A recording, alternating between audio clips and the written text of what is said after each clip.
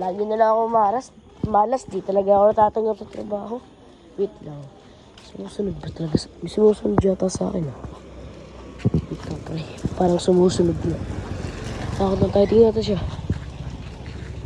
Ay, di pala. Kala ko sumusunod.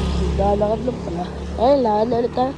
Punta nga po pala tayo sa, dun sa HQ natin kasi kukunin natin yung ating chopper.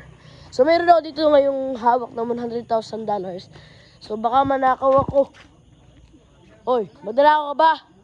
Sino ka po ba? Ikakamit po ako dito. Akala ko eh. Akala ko talaga sumusunod siya sa akin. Wait lang. Akala ko sumusunod. Naglalakad lang pala.